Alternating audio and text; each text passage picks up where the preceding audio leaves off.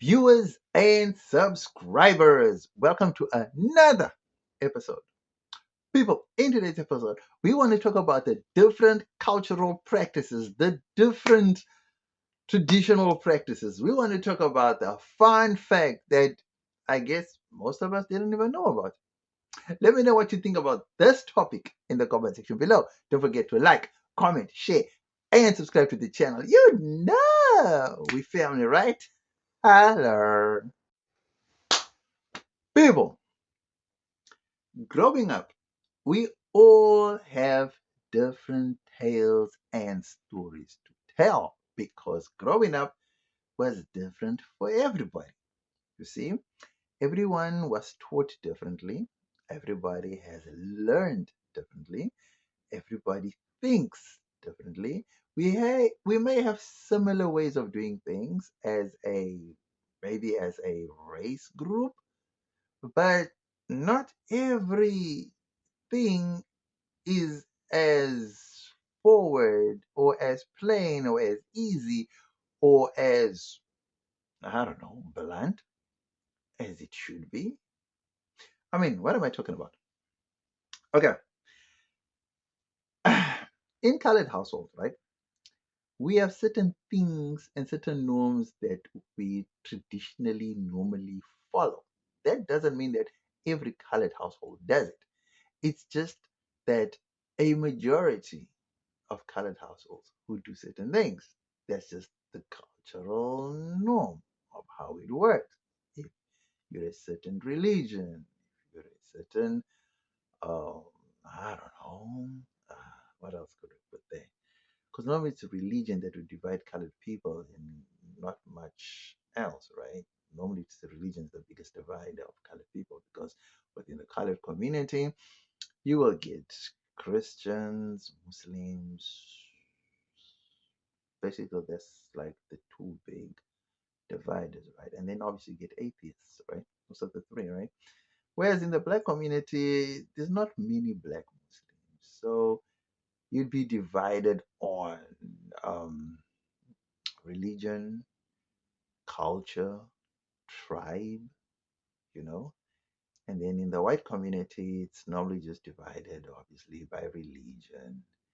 And maybe if you are Afrikaner, if you are British or Portuguese or French, then it will be by nationality more than anything else, right?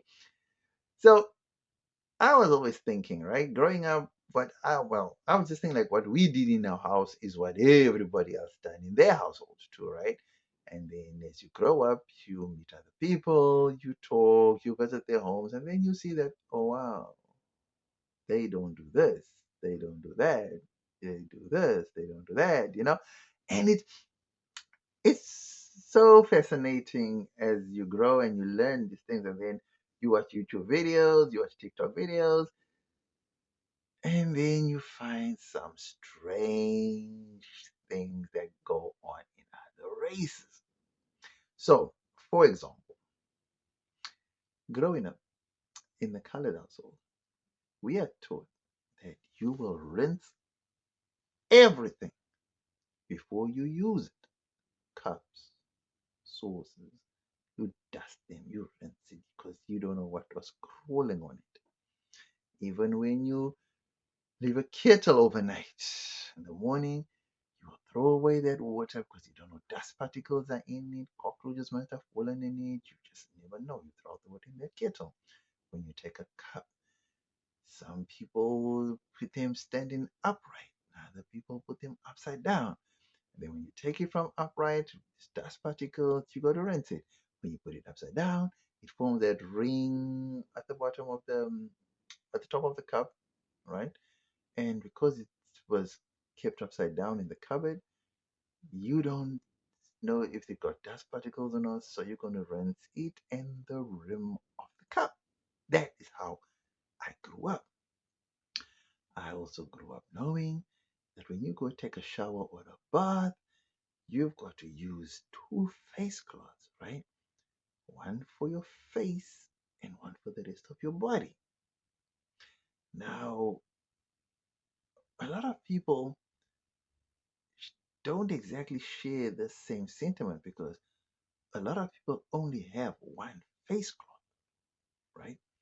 So a lot of people use this one, okay, a wash rag, vaslap in Afrikaans, right? Most people only have one that they use for the whole body, right? Which is not a bad thing. I mean, if that's what you know, that's what you know, right? Some people believe that having a wash rag for the face, because you cannot rub your nether regions onto your face as well. Some people, when they bath, they only use one wash rag. Therefore, they start with the face and they go down to the nether regions. And some people, when they bath, they start with their feet first and they work their way up, while other people work from the head to the way down. And I didn't know this. Another thing I didn't know is that some people, when they bath, they actually pee in the bath. Well, they don't pee in the water that they're going to bath in, but they do pee in the bath after they bath. Now, of course, you're not going to know this because obviously they're going to rinse and wash the bath after they bath, so you wouldn't know that they actually do pee in the bath. But you hear these stories when you meet people and they talk, and people discuss things which they thought, what they think is normal because they do it. And then they find out that you are shocked that they do certain things.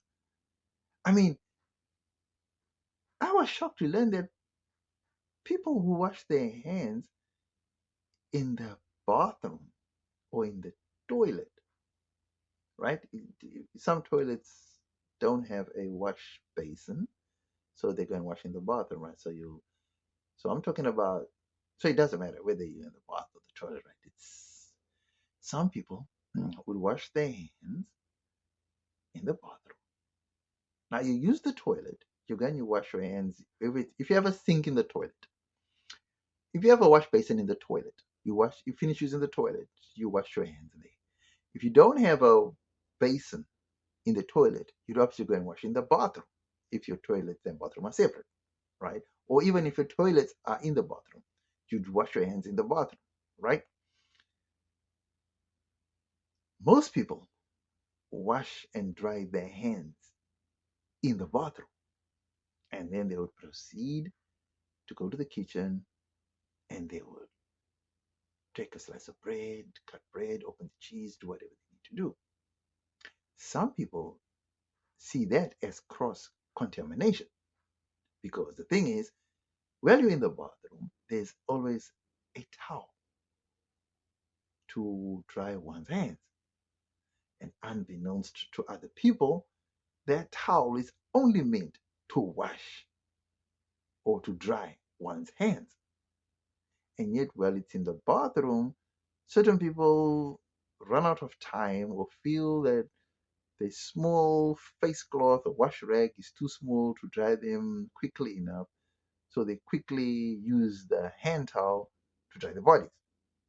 I was shocked to learn that okay, I didn't know that was a thing. I was thinking one standard fits all for everybody, but unfortunately, that's not the case. Now, I'm not saying everybody does it. I'm saying there's a few people who bend or break the one's normal rule. Another thing I found shocking is that there are people who wash their hands in the bathroom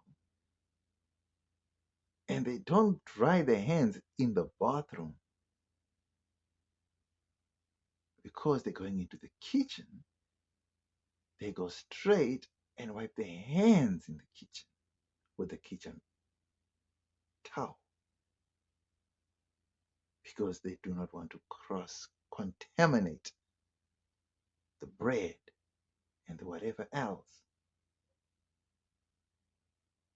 Then I see these other people that when they wash their hands in the bathroom, they don't dry their hands at all. They rather shake them off or wipe them on their own clothes rather than use the hand towel in the bathroom or use the kitchen towel to dry the hands. That for me was a shocker. Another shock I found out for me was that white people do not rinse their cups, their pots before using any of it. They just take it straight out of the pan, straight out of the cupboard, straight out of the pantry, straight out wherever the pot, pan, cup, glass stays, and they just use it straight like that. Another thing I found shocking was that white people don't wash their feet. And the reason for this is that a lot of white people shower. So they feel that the soap is running down their bodies, the water is running down their bodies, so there's no need to wash their feet. Another thing I found is that white people don't use face cloths, they don't use wash rags. They just take the soap, lather it on their bodies using their hands, and that's how they shower or bath. And that for me was a shocker because I'm thinking, how do you remove the dirt and the dead skin cells? That for me was another shocker. Another thing that really, really, really got me confused is that some black people, this is especially girls, I don't know if the culture, don't bath every day. This girl told me it's because they do not want to wash away their juices, whatever juices those are. I found that shocking. That I mean, I know you could go a day without bathing simply because you're not going anywhere, you're lazy, you don't want to do nothing. I get. But this is not what this girl was talking about. This girl was talking about not having to bath like 2 or 3 days because you don't want to wash away the juices that you have on you. So she would get up, maybe just spray, I guess, apply cologne, I guess, or just wipe whatever needs to be wiped, but you don't actually bath and scrub because you're washing away your juices. And I found that shocking because she said that's what they do where she comes from. I was like, oh wow. So how do you stay or how do you keep yourself in a hygiene way on a daily basis if you're just going to be spraying and wiping here and there? And she said, no, that's what they've been doing for all this time in her family. I was shocked. I was like, oh, wow. Yeah, I am thinking that what I knew and what I did was standard practice. And she made it clear that no, what I did was totally wrong. And I'm totally scrubbing away my juices that attract people to me. That was that was just baffling. Wow, I didn't even know that. Who knew? Another thing I found shocking is that black people seem to black people seem to black people really seem to take the theory of ghosts to a whole new level. I mean, like they really truly believe in ghosts, and I just found that shocking. I was just thinking, like, what? I don't, I don't believe in ghosts. I don't know they exist. Another thing, I honestly, honestly, this is shocking. What I really couldn't believe in that there are actually white people that actually believe in witchcraft. I mean, I know it's a black thing. Trust me, I know black people are heavy on witchcraft. I mean, most colored people, nah. If you have both colored parents, or one white, one colored parent, or one Indian, I don't know about Indians. I know here in Durban, witchcraft is heavy among Indian people. They also practice that. You know what I mean? I don't know. Need to find that out, but yeah. But if you're a colored person, two colored parents, one white parent, one colored parent, or one, I don't know, that from the norm, right? Two colored parents, or one colored, or one white parent. We don't believe in witchcraft and ghosts and stuff like that. Nah, that's far-fetched for us. But yeah, dude, certain things. It's just shocking that here you are thinking the rest of the world thinks like you. And yet the rest of the world doesn't even do the minimal things that you think they would do. That is shocking. Me, what really kills me to oblivion, to be honest, is that white people don't wash their feet. I mean, ah, in South Africa, white people normally like to walk barefoot. So if you're going to walk barefoot and you don't wash your feet, how do you sleep at night in your sheets?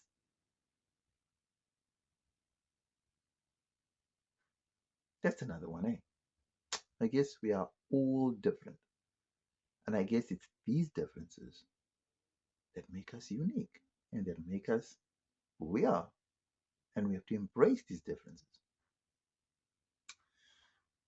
Yeah, it's always nice to talk to other people and find out how other people live outside of the things you know, because you never know what might shock you and what might enlighten you. We always learn and we always educate because they say every day you learn something new if you are open to learning. Let me know what you think about this video. Was I on the money or did I totally miss it with this one? Don't forget to like, comment, share, and subscribe to the channel. You know we family, right? Holler.